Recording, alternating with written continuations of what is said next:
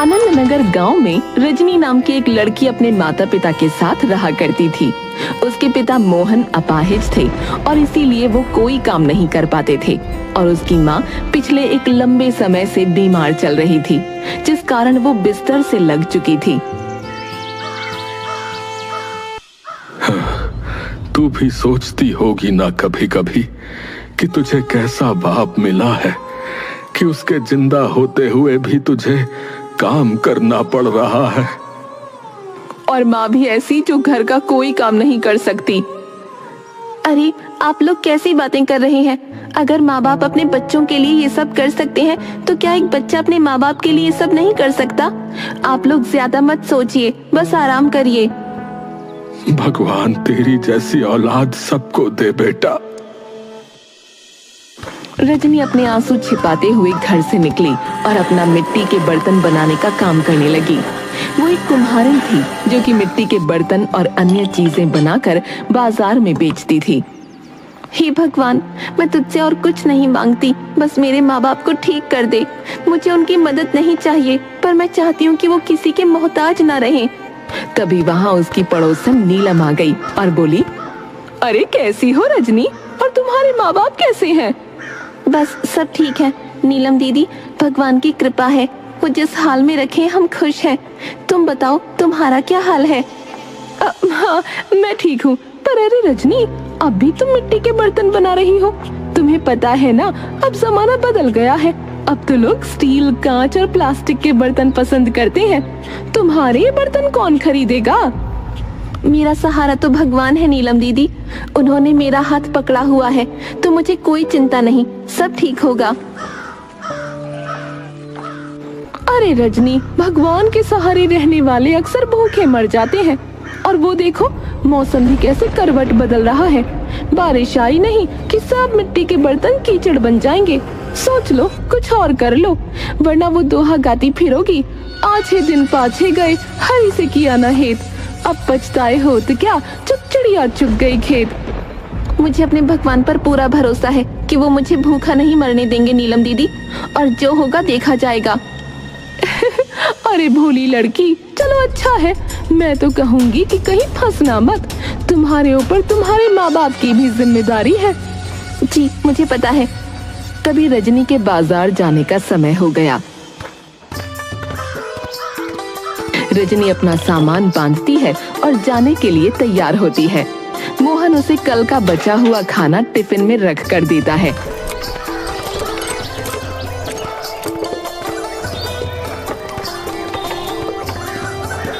वो बाजार में अपने बर्तन बेचने लगती है। दोपहर होने पर वो एक पेड़ के नीचे बैठकर अपना टिफिन खोलती है कि तभी एक साधु वहाँ आ जाता है। बेटी, 2 दिन से भूखा हूँ, कुछ खाने को मिलेगा क्या? बाबा ये लीजिए, आप ये खा लीजिए। अरे बेटी, ये तो तुम्हारा खाना है, तुम क्या खाओगी फिर? बाबा आप खा लीजिए, मैं घर जाकर खा लूंगी। सदा खुश रहो बेटी, याद रखना, तुम्हारा नसीब तुमसे कोई नहीं छीन सकता। जी बाबा।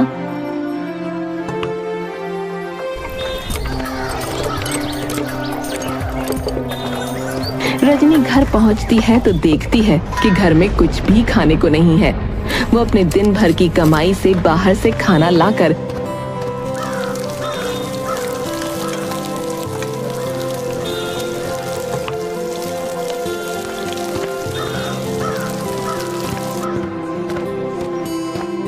अपने माता पिता को खिलाती है और खुद भूखी रहकर अगले दिन के बर्तन बनाने में जुट जाती है।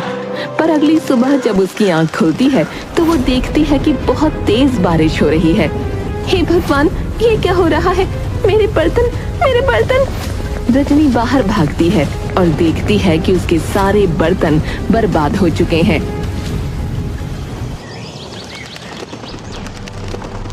देख लिया रजनी, मैंने कहा था ना कि ये काम नहीं चलेगा। ये भगवान का सहारा है, बारिश आई नहीं कि सब मिट्टी में मिल गया।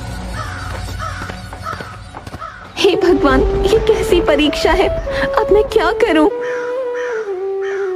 रजनी अगले दिन नई मिट्टी लाने के लिए तालाब जाती है, लेकिन तालाब में पानी भर चुका था। उसी समय फिर से बारिश शुरू हो गई। उसे समझ आ जाता है कि मिट्टी के बर्तन का काम अब नहीं चलेगा। घर चलाना है तो पैसे चाहिए और पैसों के लिए कोई और काम करना पड़ेगा। मजबूरन वो जमींदार के घर काम मांगने का फैसला करती है। बेटा, ये जमींदार बड़े लोग हैं, जाने क्या क्या काम कहेंगे तुझसे बेटा। पिताजी, जो होगा देखा जाएगा, घर तो चलाना ही है। मेरी बच्ची, ये दिन भी देखना पड़ा। माँ, चिंता मत करो, सब ठीक हो जाएगा। जो नसीब में है वो तो मिलकर ही रहेगा और भगवान सब देख रहा है।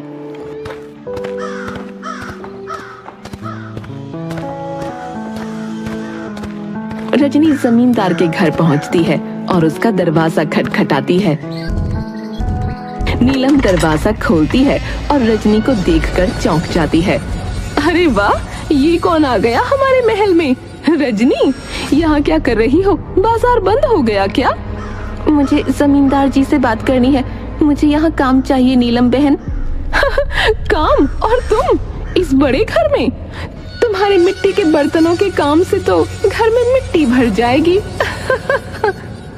तभी जमींदार आकर देखता है कि बाहर क्या हो रहा है।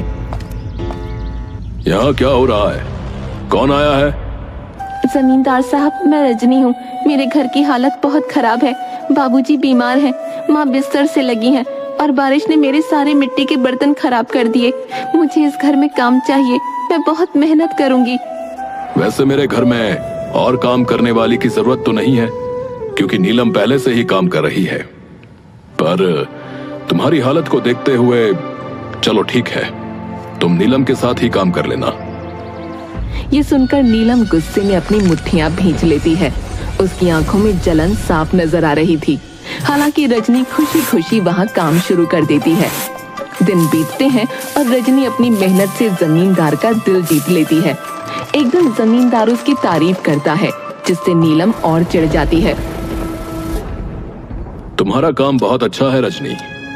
इतने कम समय में तुमने मेरी उम्मीदों से कहीं बेहतर काम किया है। अब तो ये मुझे हटाने की कगार पर पहुंच गई है। कहीं ऐसा ना हो कि जमींदार साहब सिर्फ इसी को काम पर रखें और मुझे बाहर कर दें। उस शाम नीलम एक षड्यंत्र रचती है और मौका पाकर जमींदार की तिजोरी से गहने और पैसे निकालकर रजनी के थैले में छुपा देती है। जब जमींदार को चोरी का पता चलता है तो वो तिलमिला उठता है। चोरी? मेरे घर में चोरी? इतनी किसकी हिम्मत हो गई? अब जब तक ये चोर पकड़ा नहीं जाता तब तक किसी को भी बाहर जाने की इजाजत नहीं है। सभी नौकर डर से एक दूसरे को देखते हैं। सब डरे हुए थे। तब नीलम आगे बढ़कर बोलती है, साहब, मुझे कहने में बहुत दुख हो रहा है, लेकिन ये चोरी करने वाला शायद रजनी ही है। मैंने उसे आपके कमरे की तरफ जाते देखा था। नहीं, मैं कभी ऐसा नहीं कर सकती। मैं गरीब हूँ पर चोर नहीं। तो फिर अपना थैला दिखाओ। जमींदार खुद उसके थैले की तलाशी लेता है और उसमें से सारा चोरी का सामान मिल जाता है। ये देख रजनी का चेहरा सफेद पड़ जाता है। वो चौंक कर बोलती है, ये मैंने नहीं रखा जमींदार साहब, मुझे फंसाया गया है। तुम्हें शर्म आनी चाहिए रजनी। देवता जैसे जमींदार साहब जिन्होंने तुम्हें काम दिया, उन्हीं से गद्दारी। तुम्हें ये सोचकर छोड़ रहा हूँ कि तुम एक लड़की हो, नहीं तो ऐसी सजा देता कि तुम्हारी 10 पुश्तें भी याद रखती, समझी? अब यहाँ से चली जाओ। आज के बाद अपनी शक्ल भी मत दिखाना मुझे। रजनी दुखी और निराश होकर वहाँ से निकल जाती है। उसे समझ नहीं आता कि अब वो क्या करेगी और अपने माँ बाप को कैसे मुंह दिखाएगी। वो अनजाने में जंगल की ओर चल पड़ती है। वहाँ उसे 2 परियां तनु और मनु दिखती हैं। देखो मनु, ये लड़की कितनी उदास लग रही है। इसके चेहरे पर कितना दुख है। लगता है ये किसी बड़ी मुसीबत में है। हमें इसकी मदद करनी चाहिए। हाँ, चलो इसके पास चलें और पूछते हैं कि आखिर हुआ क्या है। परियां रूप बदलकर उसके पास पहुंचती हैं। अरे बिटिया, क्या बात है, इतनी उदास क्यों हो? देखो, हम बूढ़ियों से कुछ मत छुपाना, हम सब समझ सकती हैं। हाँ हाँ, हम भी तेरे जैसे दिन देख चुके हैं। बोल, क्या परेशानी है? माँ जी, मेरे साथ बड़ा अन्याय हुआ है। मैंने किसी का कुछ नहीं बिगाड़ा, फिर भी मुझ पर चोरी का इल्जाम लगाकर मुझे घर से निकाल दिया गया। मुझे कुछ समझ नहीं आ रहा कि मैं क्या करूं। अरे बेचारी, तेरी ये हालत सुनकर तो दिल ही फटने को हो आया। बताओ, कैसे लोग हैं जो मासूम पर ऐसा इल्जाम लगाते हैं। हाँ बिटिया, तुझे किसी से डरने की जरूरत नहीं, हम हैं तेरे साथ, बस हिम्मत बनाए रख। तभी झाड़ियों में सरसराहट होती है और एक खूंखार भेड़िया सामने आकर गुर्राने लगता है। उसे देखकर वो तीनों घबरा जाती हैं। आप लोग पीछे रहिएगा, मैं इसे भगा दूंगी। रजनी लकड़ी से उस भेड़िए को भगाने लगती है। भेड़िया गुर्राते हुए थोड़ा पीछे हटता है, फिर भाग जाता है। अरे वाह बिटिया, तेरी ये बहादुरी देखकर तो दिल बाग बाग हो गया। तू तो सच्ची शेरनी निकली। तनु अपनी झोली से एक चमकता हुआ पत्थर निकालकर रजनी को देती है। माँ जी, ये पत्थर क्यों दे रही हैं आप मुझे? भला इस पत्थर से क्या होगा? अरे इसे रख ले, ये पत्थर तेरा हर गम दूर करेगा, तुझे पता भी नहीं चलेगा। बस इसे अपने पास रखना। ठीक है माँ जी, आप कह रही हैं तो रख लेती हूँ।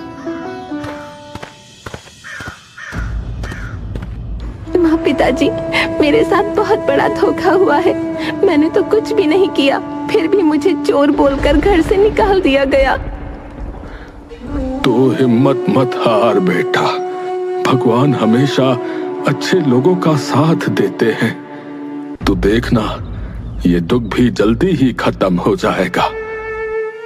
बेटी, सब्र रखो, भगवान ने चाहा तो सब ठीक हो जाएगा। कोई तुम्हारा नसीब तुमसे नहीं छीन सकता। रजनी अपनी चारपाई पर लेट जाती है और हाथ में पत्थर लेकर उसे देखती है। ये पत्थर भला मेरे किस काम आएगा? इस पत्थर से मेरी जिंदगी में क्या बदलाव आ जाएगा? सोचते सोचते रजनी की आंख लग जाती है। सपने में उसे पत्थर से एक आवाज सुनाई देती है। रजनी सुन, कल जमींदार जंगल की तरफ शिकार करने जाने वाला है, पर वहां एक शेर होगा जो उसकी जान ले सकता है। जा, उसे बचा ले। रजनी चौंक कर जागती है और डर के मारे पत्थर को फेंक देती है, लेकिन जल्दी ही उसे समझ आ जाता है कि ये सपना था। मगर उसे सपना सच जैसा महसूस होता है। वो तय करती है कि वो जमींदार को चेतावनी देगी। अगले दिन रजनी अपने घर से बाहर जमींदार का इंतजार करती है। जैसे ही जमींदार आता है, रजनी उसे रोक लेती है। जमींदार साहब, आप जंगल की तरफ मत जाइए, वहाँ शेर है, आपकी जान को खतरा हो सकता है। मैं सच बोल रही हूँ, मेरा विश्वास करिए। अरे, तू यहाँ भी पहुँच गई? मेरे शिकार पर भी नजर रखनी है तुझे। एक बार विश्वासघात करके तेरा दिल नहीं भरा है, जो दोबारा चली आई? हट जा मेरे रास्ते से लड़की। साहब, मैं मजाक नहीं कर रही, वहाँ सच में शेर है, आपकी जान को वहाँ खतरा है। आप चाहे जो भी कहें, मैं आगे से नहीं हटूंगी। तभी कुछ लोग घबराकर दौड़ते हुए आते हैं। अरे बाप रे बाप, इतना बड़ा शेर! ए भैया, अरे बाप रे बाप, भागो रे भागो! ए भैया, शेर आ गया! अरे जल्दी सब लोग घर जाइए भैया, अरे जंगल में बब्बर शेर है और गांव की तरफ ही आ रहा है। अरे सबको चेतावनी दी जा रही है, जल्दी भागो! जमींदार घबरा जाता है। आप सोच क्या रही हैं जमींदार साहब? मेरा घर पास में है, आप वहाँ चलें। नहीं नहीं, मैं घर पहुँच जाऊंगा, लेकिन शेर। तभी शेर की दहाड़ सुनाई पड़ती है। जमींदार बाबू, जान रहेगी तो गिले शिकवे दूर हो जाएंगे, आप मेरी बात मानिए, चलिए। अब हाँ, ठीक है, चलो। और रजनी की बात मानकर वो उसके साथ उसके घर चला आता है। आइए जमींदार साहब, डरिए मत, मेरे घर में आराम से बैठिए, सब ठीक हो जाएगा। रजनी, मुझे एक बात समझ नहीं आ रही। पहले तुमने मेरे घर में चोरी की और अब तुम मेरी जान बचा रही हो। ये क्या खेल चल रहा है? जमींदार साहब, मैंने कभी चोरी नहीं की थी। रंगे हाथों पकड़ी गई थी तुम, फिर भी बहस कर रही हो। असल में वो चोरी नीलम ने की थी और मुझ पर इल्जाम लगा दिया। अरे तुमने क्या सोचा मैं ये बात ऐसे ही मान जाऊंगा? कौन यकीन करेगा तुम्हारी इस कहानी पर? मेरी ईमानदारी ही मेरा सबूत है जमींदार साहब। तभी रजनी के पास रखा पत्थर अचानक बोल उठता है। जमींदार साहब, आज शाम को नीलम पर नजर रखना। वो आज भी चोरी करेगी। उसे रंगे हाथ पकड़कर आप सच उगलवा सकते हैं। जमींदार चौंक जाता है और पत्थर की ओर घूरता है। ये पत्थर कैसे बोल रहा है? ये सब क्या चक्कर है रजनी? कोई भूत वूत का साया तो नहीं है यहाँ पर? साहब, कोई भूत वूत का साया नहीं है। ये पत्थर 2 बूढ़ी औरतों ने मुझे दिया था। इसने ही मुझे बताया था कि आपको शेर से बचाना है। तो ये जादुई पत्थर तुझे मिला है? इसका मतलब शायद तू सचमुच निर्दोष है। ठीक है, आज शाम को नीलम को रंगे हाथ पकड़कर सच्चाई जानूंगा। शेर का आतंक खत्म होने पर जमींदार अपने घर पहुंचा और शाम को सोने का नाटक करने लगा। नीलम धीरे धीरे कमरे में घुसती है और चोरी करने की कोशिश करती है।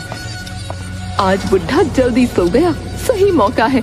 तिजोरी में हाथ साफ कर लूं, सारा शक उसी रजनी पर जाएगा और बोल दूंगी कि पता नहीं क्या करने दोबारा आई थी यहाँ। जमींदार अचानक उठता है और नीलम का हाथ पकड़ लेता है। तो ये रही हमारी असली चोरनी। बताओ नीलम, उस दिन भी चोरी तुमने ही की थी ना? साहब, मुझे माफ कर दीजिए। हाँ, उस दिन भी वो चोरी मैंने ही की थी, पर मैंने सोचा कि रजनी पर इल्जाम लगा दूंगी तो वो निकाल दी जाएगी। मुझे माफ कर दीजिए। माफी मांग रही हो? एक बेगुनाह को नौकरी से निकलवा कर क्या मिला तुझे, जाहिल लड़की? जमींदार रजनी के घर जाता है। रजनी, मुझे माफ कर दो। मैंने तुझ पर गलत इल्जाम लगाया। अब मुझे सच्चाई पता चल गई है। तुम्हारी नौकरी वापस तुम्हारी है। धन्यवाद साहब, मैंने हमेशा अपने काम को ईमानदारी से किया है। मेरे माँ बापू ने ईमानदारी से कमाना सिखाया है। बेईमानी का तो आज तक एक निवाला तक नहीं खाया हम लोगों ने। जमींदार अपने पिटारे से कुछ पैसे निकालता है और रजनी को देता है। ये लो, ये तुम्हारे घर का खर्च चलाने के लिए है। अब तुम्हें कभी किसी के सामने हाथ फैलाने की जरूरत नहीं पड़ेगी। साहब, आपने हमारी बेटी के साथ न्याय किया। हम आपका ये एहसान कभी नहीं भूलेंगे। और यूं रजनी का नसीब चमक उठा और जो उसका था वो उसे मिल गया। और उसके बाद रजनी खुशी खुशी जमींदार के यहाँ काम करने लगी। दूसरी तरफ अब नीलम भी समझ चुकी थी कि ईमानदारी से रोजी कमाना किसे कहते हैं।